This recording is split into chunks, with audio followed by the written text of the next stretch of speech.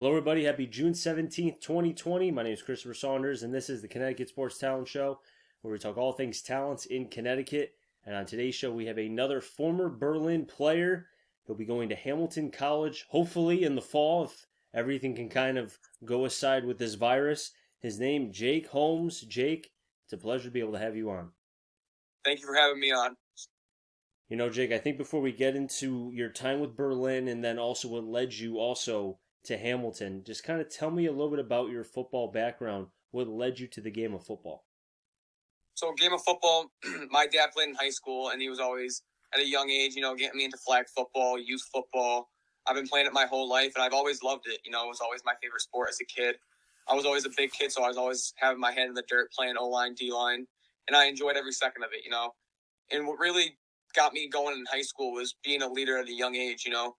Sophomore year, we had a lot of my grades starting on that team with me, Zach, and a bunch of other kids on defense, especially.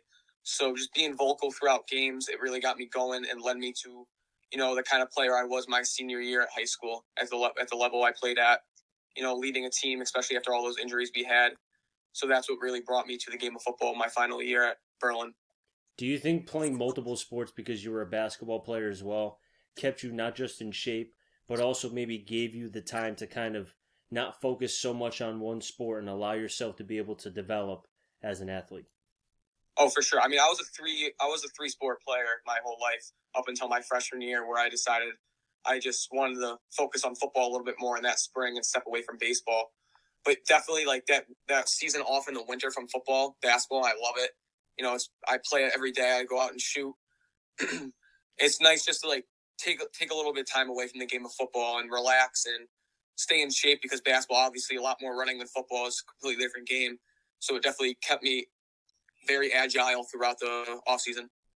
Now, when you went into Berlin, I know Zach mentioned about how the seniors and the juniors as well were so welcoming to him and trying to help him and mold him a little bit because obviously in a day and age where everybody wants to be about themselves, that class seemed to really leave a mark on him and show that things could be done the right way. Did you have that same vibe as well? For sure. I mean, obviously it's different between me and Zach, because Zach was starting first game of the year at Bloomfield as a freshman, and I was just I was in the stands watching him play. So Mm-hmm. definitely though, throughout practice, we would have our freshman practice with now our offensive coordinator Maxi Lorenzo. He was the freshman coach at that time, and it was his first year coaching, and it was our first year of high school. And the seniors of that class definitely helped us both, including Max, just grow as just knowledge wise from the game of football. And they were always welcoming. I could always go up and ask a question, whether it be like what the scheme was on the offensive line or defensive line. So they helped me out a lot. So for sure, they were definitely welcoming. Was there any player or coach in particular your first year as far as just your development as a football player? For sure, Nick Loico. I mentioned him a lot throughout my senior year. He's playing at Nichols College right now, and he was just he was a huge kid, always dedicated himself to the weight room. So I took that away from him, and he was just a grinder. He'd lock on to you and you're done. So I definitely just try to get that mindset from Nick. So he helped me out. He helped me out a lot. Now, going as you progress through your career with Berlin, was there a moment in time, maybe in a game, maybe it was a snap, maybe it was a practice, where you felt like you were comfortable at the varsity level? Yeah. So it was my sophomore year. We were at a practice. Our defensive line coach at the time, Mike Mendoza, he put me in on scout D line during an inside run period. And I was doing well. I was getting through our starting O line. I was making plays in the backfield. And for some reason, I told one of the players, get me out. I need a water break for a second. And, he took me aside and sort of ripped me up, and he said, every rep counts, and the only way you're going to get better in this sport is getting reps. So I changed my mindset from that practice on of, I'm going to work my hardest every single rep of every single practice. I'm not going to take myself out. Someone's going to have to pull me off of that field for me to come out. So that's what really changed for me, and it really realized I could be a force on the varsity level.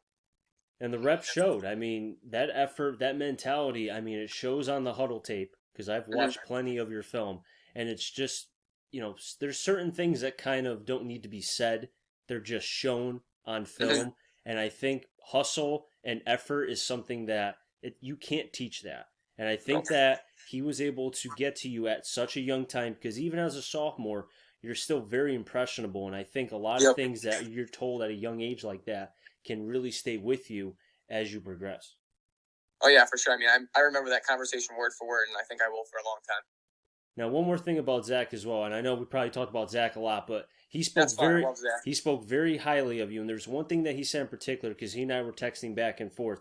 He said he was the glue guy on the team when we had all those injuries. When you hear that from a player, and I know he's your friend, but when you hear that from somebody as established as he is, telling me, someone that hasn't even talked to you yet, that you're a glue guy and you were the reason why the team stuck together. How does that make you feel? I mean, it's great, man. And it just gave me a little chills up and down my spine there because that's my brother. Like, me and him are very close. We've been close since we were in 5th grade. We've been best friends ever since. And I mean, seeing him go down that second quarter against Holland, I'm not gonna lie. For a whole quarter, I was sort of speechless. I wasn't saying anything in the huddle. People were looking for me for answers at that time because Zach and Tony weren't there, and it was hard for me to adapt so quickly. But then that fourth quarter came along. I became vocal. I led that team to a tough, nitty-gritty win that night at Sage against Holland. And from there on out, man, me and my other captains, Danny Lynch, who's going to Bates, who's a great player, and he's also very vocal. Mm-hmm. And Mike Rivera, who, a lot of people find him crazy. He was number 71 on our D-line. He was a great player, though, and he was very vocal, very vocal. And, Zach was right. I sort of was the glue guy. I was very organized, making sure everyone toes in the line 15 minutes before so we can get some snaps up before the coaches got there and everything like that. Just making sure we worked our hardest because we knew that every game we were going to face was going to be a dogfight because we didn't have that talent that we once had. So we knew we had to work harder than everyone we were going to face. You can't predict injuries. I think that's the one thing that anybody who has a brain can say. You can't predict when someone's going to get hurt.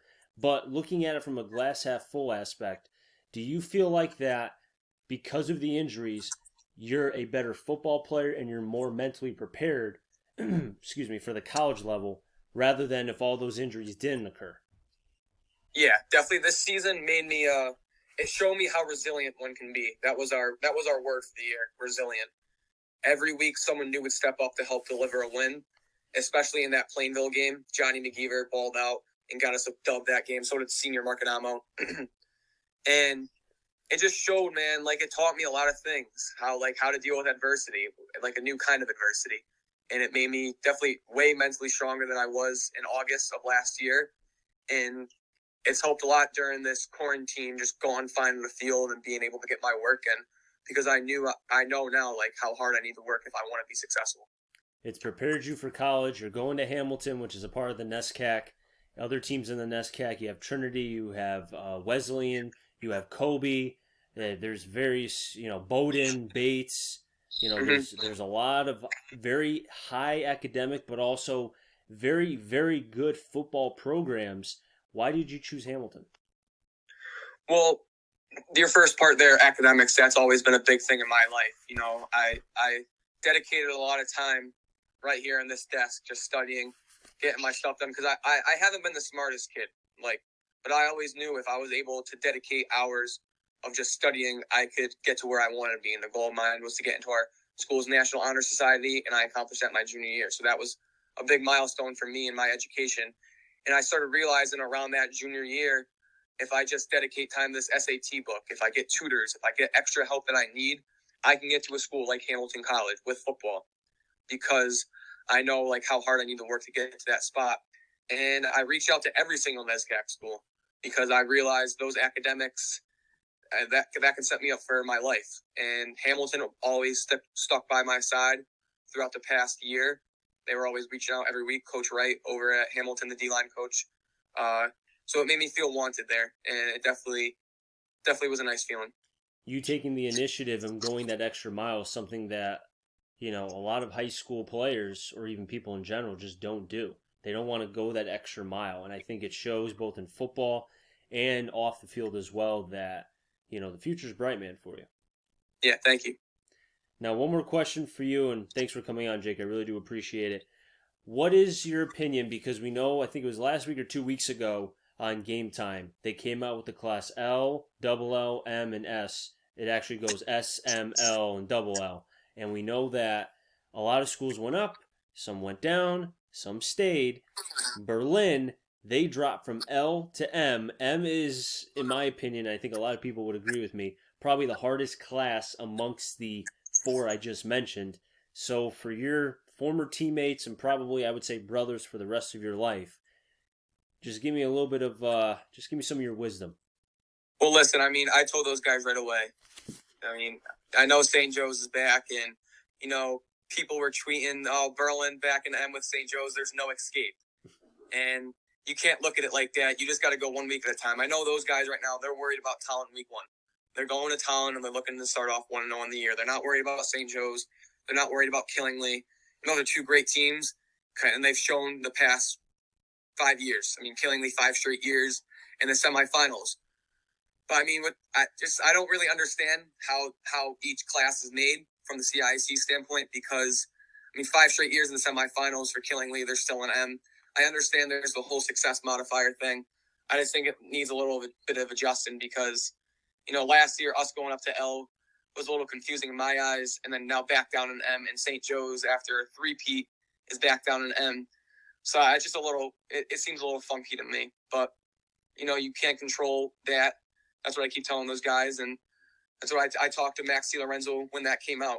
You know, I sent him a screenshot of a tweet saying no escape for Berlin, and he just laughed saying, I don't like escapes, so bring on the challenge.